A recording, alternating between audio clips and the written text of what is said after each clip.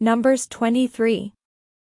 Then Balaam said to Balak, Build me 7 altars here, and prepare 7 bulls and 7 rams for me. Balak did as Balaam had said, and Balak and Balaam offered a bull and a ram on each altar.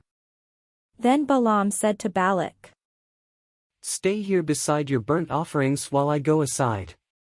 Perhaps the Lord will come to meet me. Whatever he shows me I will tell you. And he went to a bare height. Then God met Balaam, and Balaam said to him, I have arranged the 7 altars, and have offered a bull and a ram on each altar. The Lord put a word in Balaam's mouth, and said, Return to Balak, and this is what you must say. So he returned to Balak, who was standing beside his burnt offerings with all the officials of Moab. Then Balaam uttered his oracle, saying, Balak has brought me from Aram, the king of Moab from the eastern mountains. Come curse Jacob for me, come, denounce Israel. How can I curse whom God has not cursed? How can I denounce those whom the Lord has not denounced? For from the top of the crags I see him, from the hills I behold him. Here is a people living alone, and not reckoning itself among the nations. Who can count the dust of Jacob, or number the dust cloud of Israel? Let me die the death of the upright, and let my end be like his. Then Balak said to Balaam, What have you done to me? I brought you to curse my enemies, but now you have done nothing but bless them. He answered, Must I not take care to say what the Lord puts into my mouth? So Balak said to him, Come with me to another place from which you may see them. You shall see only part of them, and shall not see them all. Then curse them for me from there. So he took him to the field of Zophim, to the top of Pisgah. He built 7 altars, and offered a bull and a ram on each altar.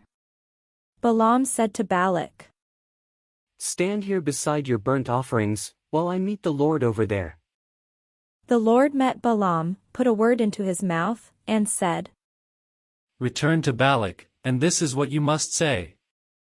When he came to him, he was standing beside his burnt offerings with the officials of Moab. Balak said to him, What has the Lord said? Then Balaam uttered his oracle, saying, Rise, Balak, and hear, listen to me, O son of Zippor. God is not a human being, that he should lie, or a mortal, that he should change his mind. Has he promised, and will he not do it? Has he spoken, and will he not fulfill it? See, I received a command to bless, he has blessed, and I cannot revoke it. He has not beheld misfortune in Jacob, nor has he seen trouble in Israel. The Lord their God is with them, acclaimed as a king among them. God, who brings them out of Egypt, is like the horns of a wild ox for them.